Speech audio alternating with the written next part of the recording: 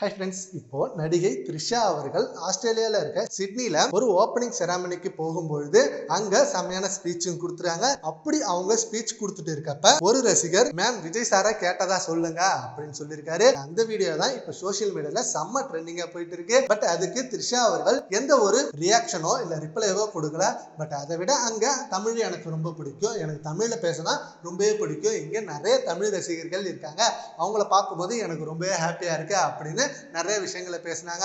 ஆனா அந்த ரசிகர் கேட்ட கேள்விக்கு ஏன் ரெஸ்பான்ஸ் பண்ணல அப்படின்ற ஒரு விமர்சனமும் இப்ப வந்திருக்கு. ஏன் சடனா இது மிகப்பெரிய விஷயமா ஆகுதுன்னா, இப்ப கொஞ்ச மாசமாவே விஜய் த்ரிஷா இவங்க ரெண்டு பேரோட ரிலேஷன்ஷிப்பை பத்தி தான் சோசியல் மீடியால அதிகமா பேச்சு வந்துட்டு இருக்கு. விஜய் அவர்கள் சங்கீதா அவர்களை விவாகரத்து பண்ணதுல இருந்து அண்ட் த்ரிஷா அவர்கள் கூட தான் எல்லா ஃபங்க்ஷனும் போறாரு. அது டெத்தா இருக்கட்டும், மேரேஜா இருக்கட்டும், இல்ல ஏதாவது ஒரு ஈவெண்டா இருக்கும், த்ரிஷா அவர்கள் கூட தான் ஒன்னா போயிட்டு இருக்காங்க.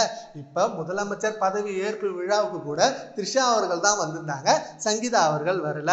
இப்படின்னு ஏகப்பட்ட விமர்சனங்கள் சோசியல் மீடியால ரொம்ப விவாதமா போயிட்டு இருக்கு. த்ரிஷா அவர்கள் இதுக்கு ஆல்ரெடி பதில் கொடுத்துட்டாங்க. விஜய் அவர்கள் என்னோட சினிமா ரீதியான ஒரு பெஸ்ட் நண்பர், அவரை பத்தி யாரும் தப்பா சொல்ல வேணாம், எனக்கும் அவருக்குள்ள இருக்கிறது ஒரு நட்பு ரீதியான உறவை தவிர வேற எந்த ஒரு தப்பான உறவும் இல்லை, இதை பத்தி யாரும் விவாதமோ விமர்சனமோ வைக்க வேண்டிய அவசியம் இல்லை, எங்க ரெண்டு பேருக்குள்ள இருக்கிறது நல்ல உறவு தான் இருக்காங்க.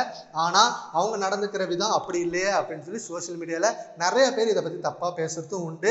அண்ட் இப்ப அதனாலதான் இவங்க கிட்ட விஜயை பத்தி கேட்டிருக்காங்க அப்படின்னு சொல்லி இந்த வீடியோ ட்ரெண்ட் ஆகிட்டு இருக்கு. இந்த வீடியோ பத்தி உங்க ஒப்பீனியனை நம்ம கான்வர்ஸ்ல கமெண்ட் பண்ணுங்க. Thank you friends.